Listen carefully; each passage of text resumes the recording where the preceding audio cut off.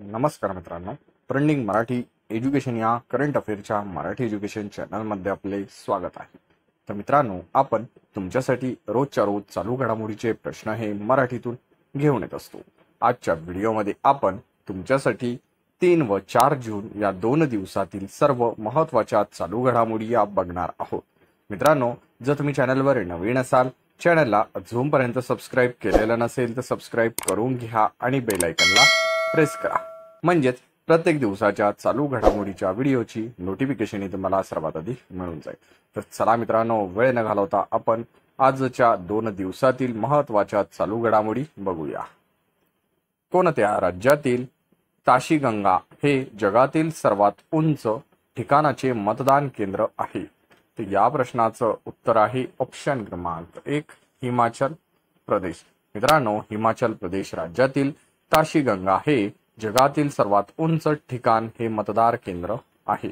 तर मित्रांनो, या हिमाचल प्रदेश राज्यातील ताशीगंगा या जगातील सर्वात उंच ठिकाणाच्या मतदार केंद्रावर लोकसभा निवडणुकीत ही 100% मतदानाची नोंदही झालेली आहे। हा पहिला पॉइंट लक्षात असू द्या आणि हा प्रश्न देखील लक्षात असू द्या, प्रश्न विचारला जाऊ शकतो। चला नेक्स्ट चालू घडामोडी बघूया। मे 2024 महिन्यात देशाच्या एकूण जीएसटी कर संकलनात किती टक्के वाढ झालेली आहे? तर या प्रश्नाचं उत्तर आहे ऑप्शन क्रमांक 2, 10%। मित्रांनो, मे 2024 या महिन्यात देशातील एकूण जीएसटी कर संकलनात ही 10% वाढ ही झालेली आहे। मित्रांनो, देशाचे मे महिन्यात एकूण जीएसटी संकलन कर हे 1.73 लाख कोटींवर पोहोचलेले आहे। हा देखील महत्त्वाचा पॉइंट आहे, लक्षात असू द्या। तर मित्रांनो, या जीएसटीचा फुल फॉर्म काय आहे तो देखील आपण जाणून घेऊया। जीएसटीचा फुल फॉर्म आहे गुड्स अँड सर्व्हिस टॅक्स। मित्रांनो, आपण 1 जुलै हा दिवस जीएसटी दिन म्हणून साजरा करत असतो। हा देखील महत्त्वाचा पॉइंट आहे, लक्षात असू द्या। तर चला नेक्स्ट चालू घडामोडी बघूया। माती आणि खडकाचे नमुने गोळा करण्यासाठी चंगाई 6 हे कोणत्या देशाचे अंतराळ चंद्राच्या दुर्मिळ भागात उतरलेले आहे? तर या प्रश्नाचं उत्तर आहे ऑप्शन क्रमांक 3, चीन। मित्रांनो, माती आणि दगडाचे नमुने गोळा करण्यासाठी चंगाई 6 हे चीन देशाचे अंतराळ यान चंद्राच्या दुर्गम भागात उतरलेले आहे। तर चला नेक्स्ट चालू घडामोडी बघूया। UEFA चॅम्पियनशिप फुटबॉल लीगचे विजेतेपद कोणी पटकावलेले आहे? तर या प्रश्नाचं उत्तर आहे ऑप्शन क्रमांक 4, रियाल माद्रिद। मित्रांनो, रियाल माद्रिद या संघाने UEFA चॅम्पियनशिप फुटबॉल लीगचे विजेतेपद हे पटकावलेले आहे। मित्रांनो, रियाल माद्रिद या क्लबने 15 वेळा UEFA चॅम्पियनशिप फुटबॉल लीगचे विजेतेपद पटकावलेले आहे। हा देखील महत्त्वाचा पॉइंट आहे, लक्षात असू द्या। तर चला नेक्स्ट चालू घडामोडी बघूया। सिक्कीम विधानसभा निवडणूक 2024 मध्ये सिक्कीम क्रांतिकारी मोर्चा पक्षाने किती जागा जिंकलेल्या आहे? तर या प्रश्नाचं उत्तर आहे ऑप्शन क्रमांक 1, 31। मित्रांनो, सिक्कीम विधानसभा निवडणूक 2024 मध्ये सिक्कीम क्रांतिकारी मोर्चा या पक्षाने एकूण 31 जागा या जिंकलेल्या आहेत। तर मित्रांनो, या सिक्कीम राज्यात पार पडलेल्या विधानसभा निवडणुकीमध्ये सिक्कीम डेमोक्रेटिक फ्रंट या पक्षाला 1 जागाही मिळालेली आहे। हा देखील महत्त्वाचा पॉइंट आहे, लक्षात असू द्या। तर चला नेक्स्ट चालू घडामोडी बघूया। आंध्र प्रदेश पुनर्रचना कायदा 2014 नुसार आंध्र प्रदेश आणि तेलंगणा राज्याची संयुक्त राजधानी असलेले कोणते शहर आता फक्त तेलंगणाची राजधानी असणार आहे?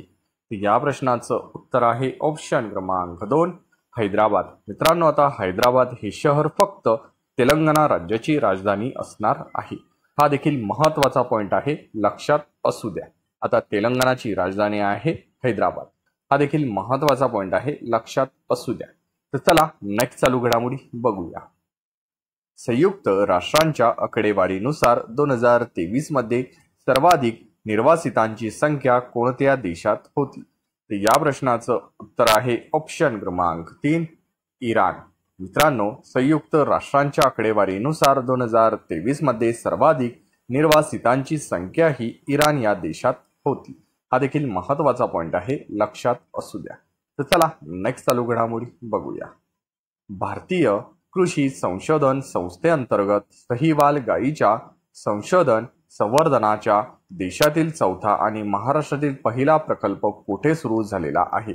या प्रश्नाचं उत्तर आहे ऑप्शन क्रमांक 4 पुणे। मित्रांनो, भारतीय कृषी संशोधन संस्थेअंतर्गत सहीवाल गायीच्या संशोधन आणि संवर्धनाच्या देशातील चौथा आणि महाराष्ट्रातील पहिला प्रकल्प हा पुणे या जिल्ह्यात सुरू झालेला आहे। तर चला नेक्स्ट चालू घडामोडी आजच्या दिवसाची आपण बघूया। ICC T20 वर्ल्ड कप 2024 मध्ये एकूण किती संघांचा समावेश झालेला आहे?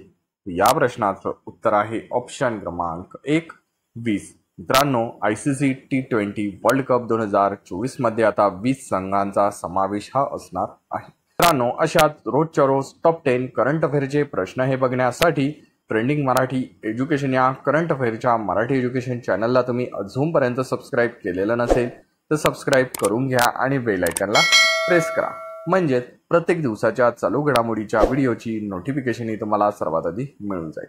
मित्रांनो, वेळ न घालवता व्हिडिओला एक लाईक जरूर करा आणि आपल्या जवळच्या अभ्यासू मित्रमैत्रिणींपर्यंत व्हिडिओ हा जास्तीत जास्त शेअर करा। याचा फायदा तुम्हाला आणि त्यांना येत्या आगामी पेपरमध्ये करंट अफेअरच्या बाबतीत नक्कीच होणार आहे। मित्रांनो, तुम्ही पूर्ण व्हिडिओ बघितल्याबद्दल तुमचे मनापासून धन्यवाद।